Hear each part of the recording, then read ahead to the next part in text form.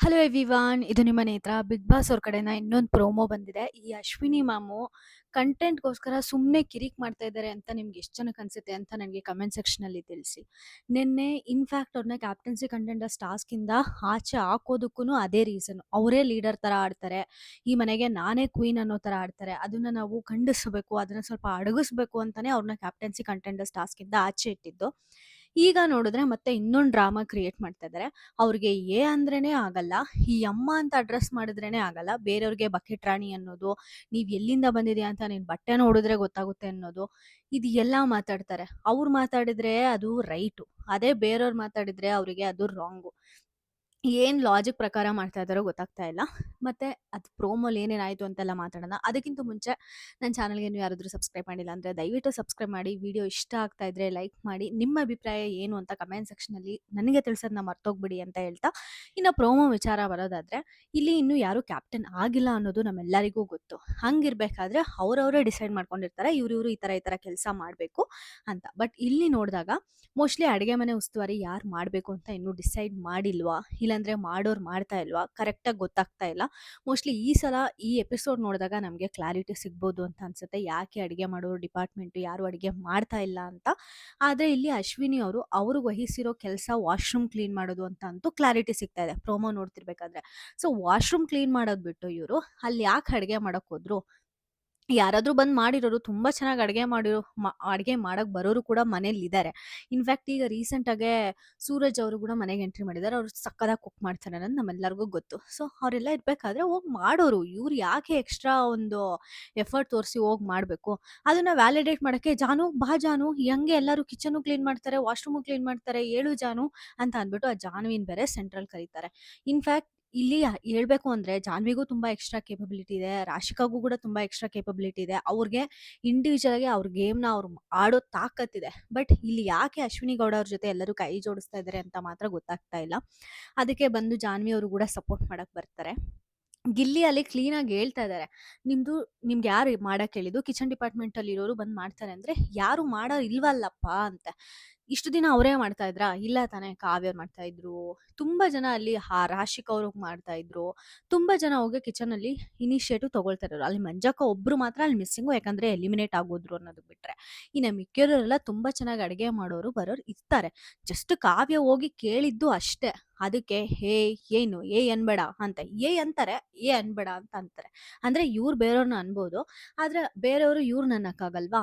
ಒಂಥರ ತುಂಬಾ ಮ್ಯಾನಿಪುಲೇಟಿವ್ ಅನ್ನಿಸ್ತಾ ಇದ್ರು. ಮತ್ತೆ ತುಂಬಾ ಡ್ರಾಮಾ ಕೂಡ ಮಾಡಿದ್ರು. ಅವ್ರನ್ನ ಯಾವಾಗ ಕ್ಯಾಪ್ಟನ್ಸಿ ಕಂಟೆಂಡರ್ಸ್ ಟಾಸ್ಕ್ ಇಂದ ಆಚೆ ಇಟ್ರೋ ಅವಾಗ ಸುದೀಪ್ ಸರ್ಗೆ ಅನ್ಬೇಕು, ಅಯ್ಯೋ ಅಶ್ವಿನಿ ಅವ್ರನ್ನ ತೆಗ್ದಿಕ್ಬಿಟ್ರೆ ಕಿಚ್ಚನ ಚಪ್ಪಾಳೆ ಅಂದ್ರೆ ಇವ್ರಿಗೆ ಇಷ್ಟನಾ, ಇಷ್ಟೊಂದು ಸ್ಟ್ರೆಸ್ ಮಾಡ್ಕೊಂಡು ಕಿಚ್ಚನ ಚಪ್ಪಾಳೆಗೋಸ್ಕರ ಎಷ್ಟು ಬಾಧೆ ಪಡ್ತಾ ಇದಾರಲ್ಲ ಅಂತ ಕಿಚ್ಚ ಸರೇ ಇನ್ಫ್ಲೂಯೆನ್ಸ್ ಆಗ್ಬೇಕು. ಅಷ್ಟು ಡ್ರಾಮಾ ಆಡಿದ್ರು ನಿನ್ನೆ, ಕಿಚ್ಚನ ಚಪ್ಪಾಳೆ ಬೇಕು ಬೇಕು ಅಂತ. ಇವರು ನಿನ್ನೆ ಆ ಥರ ಮಾತಾಡಿ ಇವತ್ತು ಈ ಥರ ಆಡತ್ತಿರೋದು ನೋಡಿದ್ರೆ ಕಿಚ್ಚ ಸರ್ಗೆ ನಿಜವಾಗ್ಲೂ ಚಪ್ಪಾಳೆ ಕೊಡಬೇಕು ಅನ್ಸಲ್ಲ. ಸರಿಯಾಗಿ ಉಗಿಯೋ ಕಾರ್ಯಕ್ರಮ ಅಂತೂ ಖಂಡಿತ ಇರುತ್ತೆ. ಬಕೆಟ್ ಅಂತೆ, ಆ ಅಮ್ಮ ಅಂತ ಕಾಕ್ರೋಚ್ ಅಂದಿದ್ದಕ್ಕೇನೆ ಅವ್ರಿಗೆ ಅಷ್ಟು ಹೊತ್ತು ಕೋಪ ಬಂತು. ಇವತ್ತು ಬಕೆಟ್, ನೀನು ಗಿಲ್ಲಿ ಬಕೆಟ್ ಹಿಡ್ಕೊ ಹೋಗು ಅಂತಾರೆ. ನೀನ್ ಬಕೆಟ್ ನೀನು ಅನ್ನೋದು ಇದು ಏನಿದು? ಹಂಗಂದ್ರೆ ಜಾನ್ವಿಗೆ ಇವ್ರು ಬಕೆಟ್ ಹಿಡಿತಾರ, ಇಲ್ಲಾಂದ್ರೆ ಜಾನ್ವಿ ಹತ್ರ ಇವ್ರು ಬಕೆಟ್ ಹಿಡಿಸ್ಕೋತಾರ? ಮತ್ತೆ ಯಾವಾಗ್ಲೂ ಆ ಕಾಕ್ರೋಚು ಇವರು ಜಾನ್ವಿ 3 ಜನನು ಕುತ್ಕೊಂಡು ಮೀಟಿಂಗ್ ಆಗ್ತಾ ಇರ್ತಾರಲ್ಲ, ಹಂಗಾದ್ರೆ ಇವ್ರು 3 ಜನದ್ದೇನು? ಅಷ್ಟೇ ಅಲ್ದಲೆ ಇತ್ತೀಚೆಗೆ ರಾಶಿಕಾ ಅವ್ರನ್ನೆಲ್ಲಾನು ಕರ್ಸ್ಕೊಂಡು ಟೀಮ್ ಹಾಕೊಂಡು ಮಾತಾಡ್ತಾ ಇರ್ತಾರೆ. ಅಂದ್ರೆ ಇವರೆಲ್ಲಾನು ಬಕೆಟ್ ಹಿಡ್ಕೊಂಡು ಗಾಂಚಲ್ಲಿ ಹಿಡ್ಕೊಂಡು ಮಾತಾಡ್ತಾ ಇರ್ತಾರ. ಅವ್ರು ಏನ್ ಮಾತಾಡ್ತಾ ಇದ್ದಾರೆ ಅಂತ ಸೀರಿಯಸ್ಲಿ ಅವರಿಗೆ ಗೊತ್ತಾಗ್ತಾ ಇಲ್ಲ. ಯಾಕೆ ಹಂಗೆ ಆಡ್ತಾ ಇದ್ದಾರೆ ಅನ್ನೋದು ಕೂಡ ಗೊತ್ತಿಲ್ಲ. ತುಂಬಾ ಅಂದ್ರೆ ತುಂಬಾ ರ್ಯೂಮರ್ ಕೂಡ ಸ್ಪ್ರೆಡ್ ಆಗ್ತಾ ಇದೆ, ಯಾಕೆ ಈ ಅಮ್ಮಂಗ್ ಬೇಕು, ಯಾಕೆ ಇವ್ರು ಬಿಗ್ ಬಾಸ್ಗೆ ಹೋದ್ರು ಅಂತ. ಅಷ್ಟೇ ಅಲ್ದೇನೆ ಕ್ಯಾಪ್ಟನ್ಸಿ ಕಂಟೆಂಡರ್ಸ್ ಟಾಸ್ಕ್ ಇಂದ ಆಚೆ ಇಟ್ಟರೂ ಕೂಡ ಇವರಿಗೆ ಬುದ್ಧಿ ಬರ್ತಾ ಇಲ್ಲ ಅಂದ್ರೆ ನಿಜವಾಗ್ಲೂ ಇದು ಇವ್ರಿಗೆ ಏನ್ ಹೇಳ್ಬೇಕು ಅಂತಾನೆ ಗೊತ್ತಾಗಲ್ಲ. ಅಷ್ಟೇ ಅಲ್ದೇನೆ ಅಲ್ಲಿ ಬಕೆಟ್ ಅಂತ ಕಾವ್ಯ ಕರೆದಿದ್ದು ನನಗೆ ಸೀರಿಯಸ್ಲಿ ಇಷ್ಟ ಆಗ್ಲಿಲ್ಲ. ಯಾಕಂದ್ರೆ ಕಾವ್ಯ ನಿಜವಾಗ್ಲೂ ಗಿಲ್ಲಿಗೆ ಬಕೆಟೇ ಹಿಡಿಬೇಕು ಅಂತ ಇದ್ರೆ ಬೇರೆ ಥರನೇ ಆಡ್ಬೋದು ಕಾವ್ಯ ಗೇಮ್ನ. ಯಾಕಂದರೆ ವೈಲ್ಡ್ ಕಾರ್ಡ್ ಎಂಟ್ರಿ ಯಾರು ಬಂದರು, ಒಬ್ಬ ಹುಡುಗಿ, ಅವರೆಲ್ಲರೂ ನೋಡಿದ್ದೀರ ಕಂಟೆಂಟ್ಗೋಸ್ಕರ ಗಿಲ್ಲಿನ ಎಷ್ಟು ಚೆನ್ನಾಗಿ ಯೂಸ್ ಮಾಡಿಕೊಂಡ್ರು ಅನ್ನೋದನ್ನ.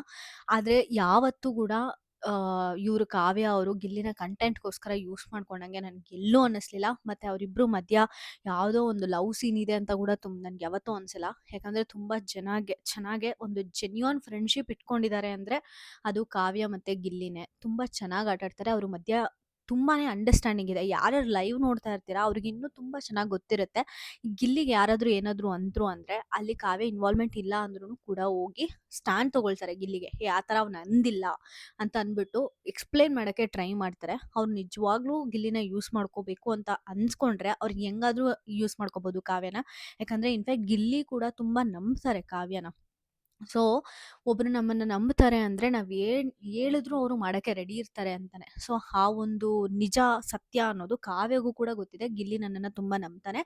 ನನ್ನನ್ನ ಅಷ್ಟೇ ರೆಸ್ಪೆಕ್ಟ್ ಕೊಡ್ತಾನೆ ಅಂತ. ಹಂಗಿರ್ಬೇಕಾದ್ರೆ ಗಿಲ್ಲಿನ ಕಾವ್ಯ ಹೆಂಗ್ ಬೇಕಾದ್ರೂ ಆಟ ಆಡಿಸ್ಬೋದು. ಬಟ್ ಚಾನ್ಸ್‌ನ ಯಾವತ್ತೂ ತಗೊಂಡಿಲ್ಲ ಕಾವ್ಯ ಅವರು. ತುಂಬಾ ಜೆನ್ಯೂನ್ ಫ್ರೆಂಡ್‌ಶಿಪ್ ಕಾವ್ಯ ಮತ್ತೆ ಗಿಲ್ಲಿ ನಡುವೆ ಇದೆ. ಅಷ್ಟೇ ಅಲ್ದೇನೆ ಇನ್‌ಫ್ಯಾಕ್ಟ್ ಎಲ್ಲರೂ ಬಕೆಟು, ಗಿಲ್ಲಿ ಇದ್ರೇನೆ ನೀನು ಅಂತ ಜನ ಅಂತಿರೋದಕ್ಕೆ, ಅಂದ್ರೆ ಹೌಸ್‌ಮೇಟ್ಸ್ ಅಂತಿರೋದಕ್ಕೆ ನನ್ನ ಇಂಡಿವಿಜುವಲ್ ಸ್ಟ್ಯಾಂಡ್ ಏನು, ನನ್ನ ತಾಕತ್ತೇನು ಅಂತ ನಾನು ತೋರಿಸ್ಬೇಕು ಅಂತಾನೆ ಪ್ರತಿ ಒಂದು ಆಟನೂ ಕಾವ್ಯ ತುಂಬಾ ನಿಯತ್ತಾಗೆ, ಜೆನ್ಯೂನ್ ಆಗೆ ಆಡಿರೋದನ್ನ ನಾವು ನೋಡ್ತಾ ಇದೀವಿ. ಇನ್‌ಫ್ಯಾಕ್ಟ್ ಆಚೆ ಇರೋರ್ಗೆ, ಜನಗಳಿಗಾಗ್ಲಿ, ಯಾರಿಗೂ ಆಗ್ಲಿ ಗಿಲ್ಲಿ, ಬಕೆಟ್, ಕಾವ್ಯ ಅಂತ ಅನ್ಸಿಲ್ಲ. ಅವ್ರಿಬ್ರು ಮಧ್ಯ ನಿಜವಾಗ್ಲೂ ತುಂಬಾ ಫ್ರೆಂಡ್‌ಶಿಪ್ ಇದೆ. ತುಂಬಾ ಚೆನ್ನಾಗಿ ಆಟ ಆಡ್ತಾ ಇದ್ದಾರೆ ಇಬ್ರೂನುನು.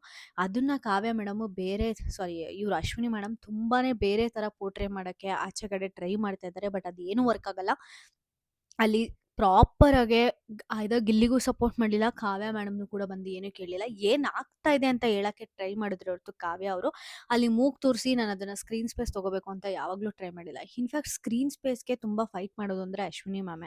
ಇನ್‌ಫ್ಯಾಕ್ಟ್ ಇದು ಹೋಗಿ ಕಿಚನ್ ಡಿಪಾರ್ಟ್‌ಮೆಂಟಲ್ಲಿ ಮಾಡಿ ಒಂಥರ ಎಕ್ಸ್ಟ್ರಾ ಸ್ಪೇಸ್ ತಗೋಬೇಕು, ಕಿಚನಲ್ಲಿ ಇದ್ರೆ ಕ್ಯಾಮ್ರಾಗಳು ಏನಾದ್ರು ಗಾಸಿಪ್ ಮಾಡಿದ್ರೆ ಡೆಲಿವರ್ ಆಗೋ ಚಾನ್ಸಸ್ ಜಾಸ್ತಿ ಇರುತ್ತೆ ಅಂತ ಥಿಂಕ್ ಮಾಡಿ ಅಲ್ಲೋಗಿ ಸ್ಕ್ರೀನ್ ಸ್ಪೇಸ್‌ಗೆ ಆಟ ಆಡ್ತಿರೋದು ಅಶ್ವಿನಿ ಮ್ಯಾಮು. ಅದು ಬಿಟ್ಟು ಬಕೆಟು, ಗಿಕೆಟು ಅಂತ ಬೇರೆಯವ್ರನ್ನೆಲ್ಲ ಅಂದ್ಕೊಂಡು, ಅದೇ ಬೇರೆಯವರು ಅಂದ್ರೂ ಕೂಡ ತಡ್ಕೊಳಕ್ಕಾಗ್ದೆ ಇರೋ ಅಶ್ವಿನಿ ಮ್ಯಾಮ್‌ಗೆ ನಿಜವಾಗ್ಲೂ ಆಚೆಗಡೆನೂ ಸಪೋರ್ಟ್ ಸಿಗಲ್ಲ. ಸುದೀಪ್ ಸರಿಂದಾನು ಚೆನ್ನಾಗಿ ಕ್ಲಾಸ್ ಸಿಗುತ್ತೆ. ಇನ್ನ ಕ್ಯಾಪ್ಟನ್ಸಿ ಅಂತೆ ಮರ್ತೋಗ್ಬೇಕು. ಕಿಚ್ಚನೆ ಚಪ್ಪಾಳೆನೋ ಮರ್ತೋಗ್ಬೇಕು.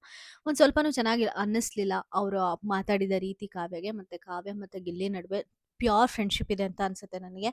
ಈವನ್ ಯಾವ ಲವ್ವು, ಗಿವ್ವು ಏನಿದೆ ಅಂತಾನೂ ಅನ್ಸಲ್ಲ ನನಗೆ. ತುಂಬಾ ಜೆನ್ಯೂನ್ ಫ್ರೆಂಡ್ಸ್ ಅಂತಾನೆ ಅನ್ಸುತ್ತೆ.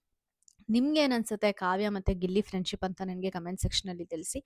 ಮತ್ತೆ ಅಶ್ವಿನಿ ಮ್ಯಾಮು ಯೂಸ್ ಮಾಡ್ತಿರೋ ವರ್ಡ್ಸ್ ಆಗಿರ್ಬೋದು, ಐದರ್ ಇವ್ರ ಬಗ್ಗೆ ರಕ್ಷಿತಾ ಮೇಲಾಗಿರ್ಲಿ, "ನೀನ್ ಎಲ್ಲಿಂದ ಬಂದೆ ಅಂತ ನಿನ್ನ ನೋಡಿದ್ರೆ ಗೊತ್ತಾಗುತ್ತೆ" ಅಂತ ಕಮೆಂಟ್‌ಗೆನೆ ಲಾಸ್ಟ್ ಟೈಮ್ ಸಿಕ್ಕಾಪಟ್ಟೆ ತುಂಬಾ ಕ್ಲಾಸ್ ತೆಗ್ದಿದ್ರು ಕಿಚ್ಚ ಸರ್. ಬಟ್ ತುಂಬಾ ವಿಷಯಗಳನ್ನ ಮಿಸ್ ಕೂಡ ಮಾಡಿದ್ರು ಸುದೀಪ್ ಸರ್. "ಯಸ್ಸು ನೀನು" ಅಂತ ಸಮಥಿಂಗ್ ಏನೋ ಯೂಸ್ ಮಾಡಿದ್ರಲ್ಲ, ಅದ್ರ ಬಗ್ಗೆ ಡಿಸ್ಕಷನ್ ಮಾಡ್ತಾರೆ ವೀಕೆಂಡಲ್ಲಿ ಅಂತಂದ್ರೆ. ಮೋಸ್ಟ್‌ಲಿ ಅದು ಸೆನ್ಸಿಟಿವ್ ವಿಚಾರನ ಏನೋ ಅದಕ್ಕೆ ಯಾಕೆ ಇಗ್ನೋರ್ ಮಾಡಿದ್ರು ಸುದೀಪ್ ಸರ್ ಅಂತ ಗೊತ್ತಿಲ್ಲ. ಅದನ್ನು ಕೂಡ ಇವ್ರಿಗೆ ಕ್ಲಾಸ್ ತೆಗ್ದಿದ್ದಿದ್ರೆ ಚೆನ್ನಾಗಿರೋದು. ಅಷ್ಟು ಉಗಿಸ್ಕೊಂಡಿದ್ದಾರೆ. ಒಂದು ಫುಲ್ ಎಪಿಸೋಡು ಜಾನ್ವಿ ಮತ್ತೆ ಅಶ್ವಿನಿ ಗೌಡ ಅವ್ರಿಗೇನೆ ಆಗಿದೆ. ಇಷ್ಟೆಲ್ಲ ಆದ್ಮೇಲೂ ಕೂಡ ಇನ್ನೊಬ್ರನ್ನ ಬಕೆಟು ಅದು ಇದು ಅಂತಿದ್ದಾರೆ ಅಂದ್ರೆ ಆ ಕ್ಲಾಸ್ ಅವ್ರಿಗೆ ಸಾಕಾಗ್ಲಿಲ್ಲ ಅನ್ಸುತ್ತೆ. ಇನ್ನೊಂದು ವೀಕೆಂಡ್ ಬೇಕು ಅಶ್ವಿನಿ ಮ್ಯಾಮ್ ಸ್ಕ್ರೀನ್ ಸ್ಪೇಸ್ ಅಂತ ಇದ್ರಲ್ಲ, ಹಿಂಗೆ ಆಡಿದ್ರೆ ಸಕ್ಕತ್ತಾಗಿ ಸಿಗುತ್ತೆ ಸ್ಯಾಟರ್‌ಡೇ ಸ್ಕ್ರೀನ್ ಸ್ಪೇಸ್ ಇವರಿಗೆ. ಸ್ವಲ್ಪ ಅಪ್ಡೇಟ್ ಆದ್ರೆ ತಿಳ್ಕೊಂಡು ಅವ್ರ ವಯಸ್ಸಿಗೆ, ಅವ್ರ ಮೆಚುರಿಟಿಗೆ ಆಡಿದ್ರೆ ಅಶ್ವಿನಿ ಮ್ಯಾಮ್‌ಗೆ ತುಂಬಾ ಚೆನ್ನಾಗೆ ಇರುತ್ತೆ. ಇನ್ನೊಂದ್ ಸ್ವಲ್ಪ ಜನ ಇರ್ತಾರೆ. ಇಲ್ಲಾಂದ್ರೆ ಅಷ್ಟೇ ಆ ಟಾಟಾ ಬಾಯ್ ಬಾಯ್ ಹೇಳ್ಬಿಟ್ಟು ಆಚೆ ಬರ್ಬೇಕಷ್ಟೇ. ತುಂಬಾ ಒಳ್ಳೆ ಹೆಸರಿಟ್ಕೊಂಡು ಮನೆಗೋದ್ರು. ಅದನ್ನೆಲ್ಲ ಕೆಡಿಸ್ಕೊಂಡು ಆಚೆ ಬರ್ಲಿಲ್ಲ ಅಂದ್ರೆ ಸಾಕು.